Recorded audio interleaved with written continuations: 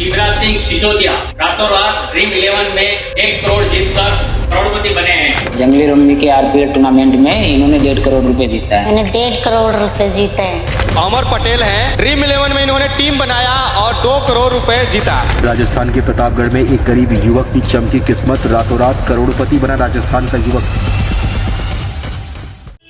नमस्कार दोस्तों, बीते कुछ सालों में फैंटेसी गेमिंग एप्स इंडिया में बहुत तेजी से पॉपुलर हुए हैं। हमारे क्रिकेटर से लेकर बॉलीवुड की हस्तियां और यूट्यूबर्स तक सभी इन एप्स को प्रमोट करते दिखते हैं। ये फैंटेसी गेमिंग एप्स दुनिया की सबसे बड़ी क्रिकेट लीग आईपीएल तक को स्पॉन्सर कर रहे हैं। आईपीएल के दौरान प्लेयर्स की जर्सीज तक पर इनके प्रमोशन देखे जा सकते हैं और हर एक एड्स ब्रेक में हमको बस एक ही बात बार बार कही जा रही है कि कैसे आप घर बैठे बैठे हजारों, लाखों, करोड़ों रुपए जीत सकते हैं। लेकिन क्या ये सब कुछ सच में इतना आसान है? क्या ये एप्स वाकई में हजारों करोड़ रुपए क्रिकेटर्स और सेलिब्रिटीज को विज्ञापनों के लिए सिर्फ इसलिए पे कर रहे हैं ताकि आप लोग डेली करोड़ों रुपए जीत सको, या फिर इन एप्स का असली मकसद ठीक इसके अपोजिट आपको आसान सी दिखने वाली जीत के झांसे में लेकर आपके पैसों को लूटना और आपको गैम्बलिंग एडिक्ट बनाना है? तो आइए दोस्तों, आज के इस वीडियो में हम इन फैंटेसी गेमिंग एप्स के पूरे बिजनेस मॉडल को गहराई से समझते हैं।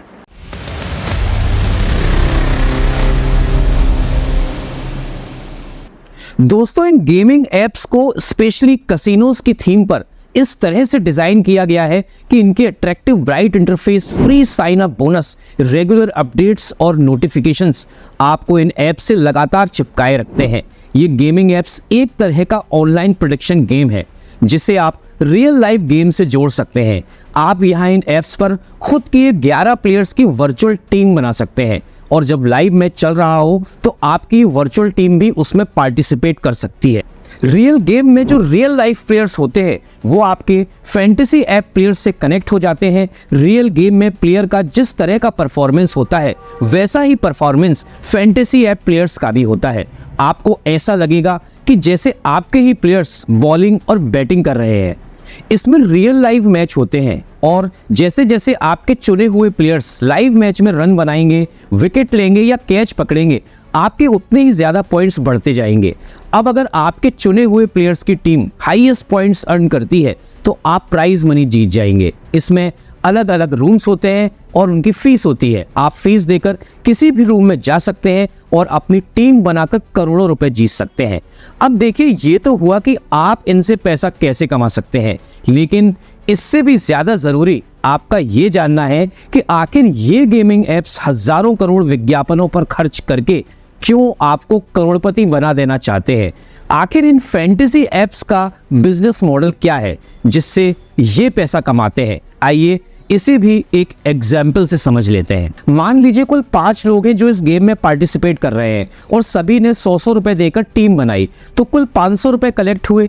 इस अमाउंट पर सबसे पहले 28% जीएसटी लगेगा जो कि सरकार के पास जाएगा। अब बचे 360 रुपए। अब इसमें से ये गेमिंग प्लेटफॉर्म्स अपना हिस्सा लेते हैं। ये नॉर्मली 15%, 25% या 30% के बीच होता है। मान लेते हैं कि इनका हिस्सा 20% है। अब अगर इसमें से 20% निकाल दें तो बचा 288 रुपीज़। अब वैसे तो ये पूरी रकम जीतने वाले खिलाड़ी को मिलनी चाहिए, लेकिन जब उसे ये विनिंग अमाउंट मिलता है तो उस पर भी उसे 30% टीडीएस देना पड़ता है, क्योंकि सेक्शन 115 बीबीजे के अकॉर्डिंग नेट विनिंग पर 30% टैक्स लगता है। तो अब 30% टीडीएस देने के बाद बचे 201.6 रुपीज़। अब जीतने वाले खिलाड़ी ने स्टार्टिंग में गेम खेलने के लिए 100 रुपीज़ दिए भी तो थे, तो अगर आप इसे भी हटा दें तो विनर का प्रॉफिट 101.6 रुपीज़ हुआ। तो यहाँ पर इस पूरे 500 रुपए के गेम में विनर को 101.6 रुपीज़ मिले, फैंटेसी ऐप को 72 रुपीज़ मिले और सरकार को जीएसटी और टीडीएस मिलाकर 226 रुपीज़ मिले। दोस्तों, इसमें सबसे ज़्यादा प्रॉफिट सरकार का है और ये कोई छोटा अमाउंट नहीं है, ये हजारों करोड़ में जाता है। हिंदुस्तान टाइम्स की रिपोर्ट के अकॉर्डिंग इंडियन क्रिकेट टीम के हर इंटरनेशनल मैच पर करीब 1500 करोड़ रुपए लोग इन प्लेटफॉर्म पर लगाते हैं, वो भी सिर्फ एक मैच पर। यदि डोमेस्टिक और इंटरनेशनल टूर्नामेंट के मैचों को मिला दे तो ये नंबर 10 लाख करोड़ से भी ज्यादा का है। किसी भी एक मैच में कई रूम्स होते हैं और कई गेम होते हैं, यहाँ तक कि कई इवेंट भी होते हैं, लेकिन अगर एक मेगा इवेंट की बात करें जिसमें जीतने वाला मेगा विनर बनता है तो इसमें मोटे तौर पे लगभग 1.5 करोड़ लोग हिस्सा लेते हैं, जिसमें एंट्री फीस 49 रुपए है। मतलब सीधा सीधा 73.5 करोड़ रुपए इकट्ठे होते हैं, जिसमें सरकार के पास 33.28 करोड़ जाता है और 10.58 करोड़ फैंटेसी एप्स को जाता है। और ये तो केवल एक मैच के लिए होने वाली एक छोटी सी एक्टिविटी का अमाउंट है। इस तरह के मल्टीपल रूम्स होते हैं जिसमें हजारों करोड़ गवर्नमेंट, स्टेट गवर्नमेंट और फैंटेसी एप्स वालों के पास जाते हैं। ये फैंटेसी एप्स क्रिकेटर्स और सेलिब्रिटीज से भी विज्ञापन करवाते हैं, तो उनके पास भी पैसा आता है। ये बीसीसीआई से भी कई तरह के अलग अलग राइट्स लेते हैं, इसलिए बीसीसीआई को भी हजारों करोड़ मिलते हैं। तो अब यहाँ पर जब बीसीसीआई इससे पैसा कमा रहा है, स्टेट गवर्नमेंट इससे पैसा कमा रही है, सेंट्रल गवर्नमेंट इससे पैसा कमा रही है, क्रिकेटर्स, सेलिब्रिटीज भी इससे पैसा कमा रहे हैं। अब अगर सबके सब पैसा कमा रहे हैं तो फिर पैसा लूज कौन कर रहा है? ये पैसा आ कहां से रहा है?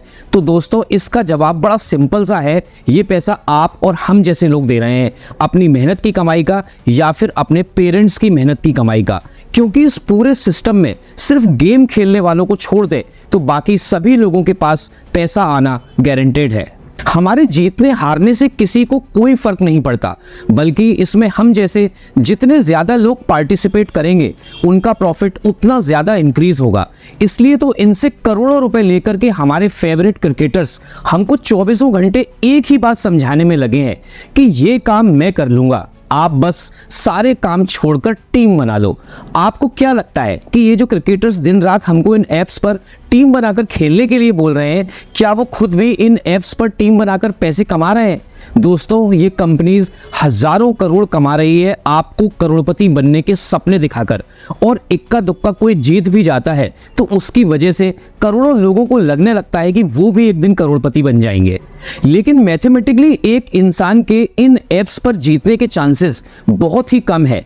यदि हम केवल मेगा इवेंट की भी बात करें तो भी आपके जीतने की संभावना ऑलमोस्ट जीरो है।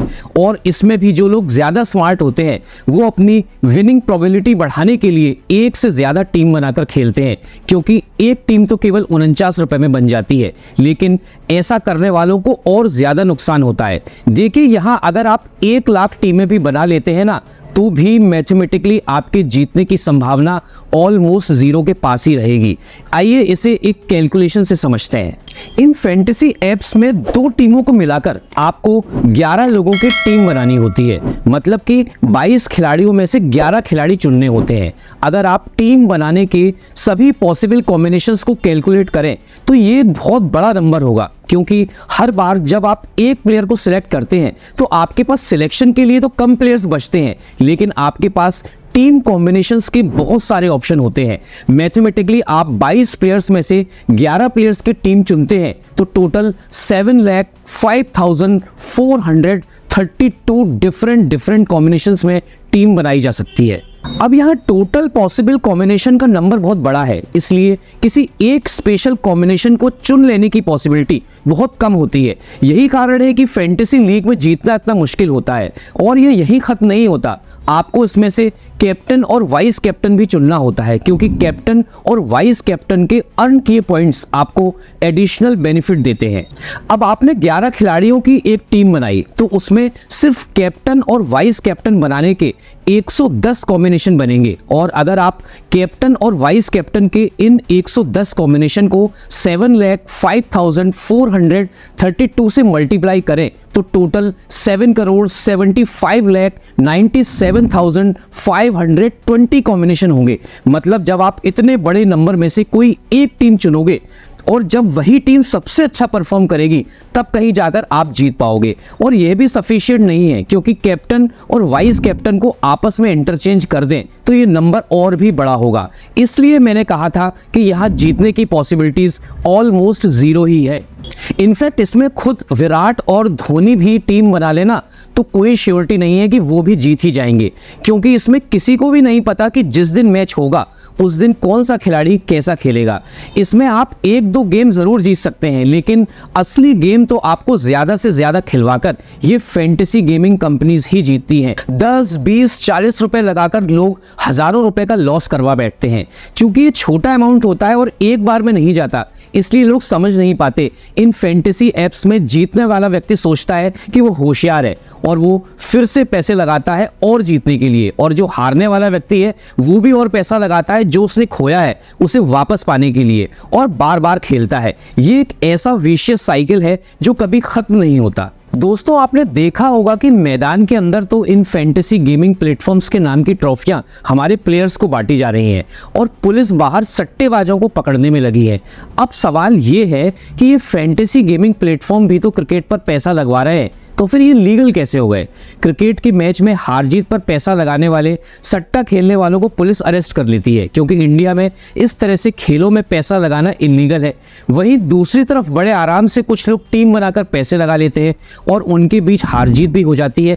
इसके पीछे की सबसे बड़ी वजह है दोस्तों, गैम्बलिंग को लेकर इंडिया में फॉलो किए जाने वाला act, the public gambling act 1867। ये एक्ट ब्रिटिशर्स ने ईयर 1867 में ही बनाया था और तब से लेकर आज भी इंडिया में यही एक्ट फॉलो किया जाता है। ये एक्ट उस समय बेसिकली गैम्बलिंग हाउसेस को बंद करने के लिए बनाया गया था, ताकि लोग पब्लिक प्लेसेस और गैम्बलिंग हाउसेस में जाकर के जुआ ना खेलें। इस एक्ट में एनिमल फाइट पर भी जो लोग पैसे लगाते थे उसको भी बैन कर दिया गया था। अब उस समय पर इंटरनेट तो था नहीं, तो ये ऑनलाइन गेम्स, फैंटेसी गेम्स, इनको लेकर के कुछ भी इस एक्ट में मेंशन नहीं किया गया था। इस एक्ट में बस एक चीज मेंशन की गई थी कि जुआ खेलना इलीगल एक्टिविटी है इंडिया में, लेकिन यदि कोई स्किल बेस्ड गेम खेलता है और लोग उस पर पैसे लगाते हैं तो वो खेला जा सकता है, उसे लीगल माना जाएगा। मतलब गेम ऑफ चांस इलीगल है और गेम ऑफ स्किल लीगल माना जाएगा। लेकिन इस एक्ट में ये कहीं भी डिफाइन नहीं किया गया था कि गेम ऑफ स्किल होगी क्या और गेम ऑफ चांस होगा क्या। उसके बाद समय बीतने के साथ साथ डे बाय डे चीजें मॉडर्न हुई और फाइनली सुप्रीम कोर्ट ने एक जजमेंट दिया गेम ऑफ स्किल और गेम ऑफ चांस को लेकर। इसमें इंडिया के लोगों के अंदर एक क्लैरिटी आई। उन्होंने कहा कि कोई भी स्पोर्ट हो उसमें कहीं ना कहीं लक या फिर चांस तो इन्वॉल्व होता ही है, लेकिन किसी भी स्पोर्ट में डोमिनेटिंग फैक्टर लक नहीं बल्कि स्किल होना चाहिए। यदि स्किल उस गेम को डोमिनेट कर रहा है तो वो गेम ऑफ स्किल है, उसमें पैसा लगाना जुआ नहीं है। लेकिन यदि किसी गेम को सिर्फ और सिर्फ लक डोमिनेट कर रहा है तो वो गेम ऑफ चांस माना जाएगा और वो पूरी तरह से इलीगल है। गेम ऑफ स्किल में mental ability, physical ability, strategy involve होती है। इसमें प्रैक्टिस करके इंसान अपनी स्किल इंप्रूव कर सकता है। वहीं गेम ऑफ चांस में मेजर फैक्टर लक होता है, रैंडम फैक्टर्स होते हैं जिस पर किसी का कंट्रोल नहीं होता है। इसमें सारी की सारी चीजें सिर्फ लक पर ही डिपेंड करती हैं। अब चूंकि फैंटेसी गेमिंग एप्स में आप अपने स्किल के बेसिस पर प्लेयर सिलेक्ट करते हो, प्लेयर्स का पास्ट परफॉर्मेंस आपने देखा होता है, प्लेयर्स को एक दूसरे से कंपेयर किया जा सकता है, पिच कंडीशन किस प्लेयर को सूट करेगी किसे नहीं करेगी, कुल मिलाकर आप अपना दिमाग लगाकर एक टीम बनाते हो, तो इसे गेम ऑफ स्किल की कैटेगरी में माना गया है, जो कि इंडिया में लीगल है। और यही रीज़न है कि ये ओपनली और लीगली इंडिया में प्रमोट किए जा रहे हैं। यदि आप किसी से भी पूछोगे कि कौन बनेगा करोड़पति, गेम ऑफ स्किल है या फिर गेम ऑफ चांस, तो जाहिर सी बात है कि सभी लोग इसे गेम ऑफ स्किल ही बोलेंगे, क्योंकि इसमें हॉट सीट पर बैठा व्यक्ति स्किल के बेस पर सवालों के जवाब देकर प्राइज मनी जीतता है।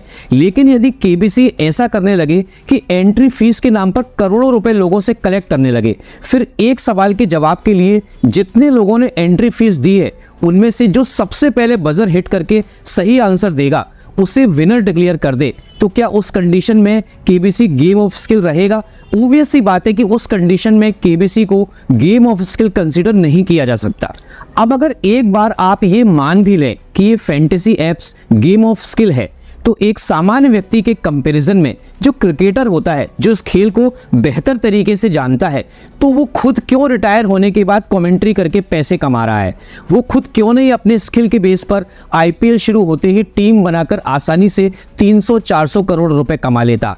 लेकिन दोस्तों, हकीकत ये है कि अगर आप कपिल देव और सुनील गावस्कर से भी इन फैंटेसी ऐप में टीम बनाने के लिए कहें ना, तो भी इस बात की कोई गारंटी नहीं होगी कि वे जीत ही जाएंगे। यहाँ तक कि वो बुरी तरह हार भी सकते हैं, क्योंकि यह विनिंग प्रोबेबिलिटी बहुत कम है। तो फिर ये गेम ऑफ स्किल कैसे हुआ? अगर ये गेम ऑफ स्किल होता तो हर साल किसी न किसी क्रिकेटर के जीतने की खबर आती, वो इनसे सबसे पहले करोड़पति बनते। लेकिन बजाय इसके हर बार किसी ऐसे जीते हुए व्यक्ति का नाम सामने आता है जिसे क्रिकेटर के कंपैरेटिवली इस खेल की कोई खास जानकारी नहीं होती, और ऐसा सिर्फ इसलिए होता है क्योंकि इन सभी फैंटेसी गेमिंग एप्स में स्किल डोमिनेटिंग फैक्टर है ही नहीं। इन सभी फैंटेसी एप्स का पूरा फोकस बस ये प्रूफ करना है कि इनका पूरा सिस्टम गेम ऑफ स्किल है। इसलिए आपने इनके विज्ञापनों में ये लाइन सुनी होगी कि खेलो दिमाग से, ताकि इनके खिलाफ जब भी कोई कोर्ट जाए तो वहां उसे गेम ऑफ स्किल प्रूफ किया जा सके। लो कॉस्ट एंट्री होने की वजह से मिलियंस में इनके यूजर्स हैं। इसमें कई केसेस तो ऐसे हैं जिसमें 18 साल से कम उम्र के बच्चों ने अपने पेरेंट्स तक का आधार कार्ड इस्तेमाल किया है। इनके पास इसे वेरीफाई करने या इसे रोकने के लिए कोई प्रोसीजर नहीं है, बल्कि इसमें एक रेफरल सिस्टम भी है। अगर किसी ग्रुप में एक व्यक्ति भी इसकी लत में पड़ जाता है तो वो इस रेफरल को देकर दूसरे लोगों को इसकी लत लगवाने की कोशिश करता है और बाकी की कमी हमारे फेवरेट क्रिकेटर्स और सेलिब्रिटीज पूरी कर देते हैं। दोस्तों, यदि कोई अनजान आदमी ऐसा कोई ऐप बनाकर लोगों से उसमें पैसे लगाने के लिए बोले तो कोई उसकी बात नहीं सुनेगा, लेकिन अगर वही आदमी इन सेलिब्रिटीज और क्रिकेटर्स के साथ अपने विज्ञापन लोगों को दिखाने लगे, टीम के कैप्टन और वाइस कैप्टन विज्ञापनों के जरिए उसका प्रचार करें, तो हर कोई उससे जुड़ना शुरू कर देगा, क्योंकि लोग इन्हें ब्लाइंडली फॉलो करते हैं। उनके करोड़ों फैंस हैं। उनका प्रचार इन एप्स में यूजर्स को तेजी से बढ़ाने में इंपॉर्टेंट रोल प्ले करता है। इन फैंटेसी ऐप के 18 करोड़ से ज्यादा एक्टिव यूजर्स हैं। मतलब किसी भी सिचुएशन में ये 18 करोड़ लोग तो मैच देखेंगे ही देखेंगे, और 2027 तक ये यूजर्स 50 करोड़ तक हो जाएंगे। इसलिए बीसीसीआई, आईपीएल, उनके टीम ओनर्स और सभी बड़े जायंट्स कभी नहीं चाहेंगे कि ये फैंटेसी एप्स बंद हो, और हमारी सरकार भी आंखें बंद करके बैठी है, क्योंकि उनको भी इन एप्स की वजह से हजारों करोड़ टैक्स मिल ही रहा है। इसलिए एक्सपर्ट्स का कहना है कि भारत में फैंटेसी एप्स कभी बंद नहीं होंगे, चाहे पूरी दुनिया इसके खिलाफ ही क्यों ना हो जाए। तो दोस्तों, डिसीजन आपको लेना है, लेकिन एक बात हमेशा याद रखिएगा, यदि आप पैसा कमाना चाहते हैं तो वैल्यू को एक्सचेंज किए बिना पैसा कमा पाना पॉसिबल नहीं है। पैसा वैल्यू एक्सचेंज करने का एक मेथड है। आपको पैसा सिर्फ तभी मिल सकता है जब आप कोई वैल्यू दें किसी दूसरे को, अपने काम के फॉर्म में, अपनी स्किल के फॉर्म में, अपनी नॉलेज के फॉर्म में, या किसी भी और दूसरे तरीके से वैल्यू जनरेट की जाए। यदि आपको लगता है कि घर बैठे बैठे आप करोड़ों रुपए जीत लेंगे इन फैंटेसी गेमिंग एप्स में टीम बनाकर, तो इसकी पॉसिबिलिटीज ऑलमोस्ट जीरो है। मैं उम्मीद करता हूं कि ये वीडियो आपको इंफॉर्मेटिव लगा होगा। बहुत बहुत धन्यवाद दोस्तों।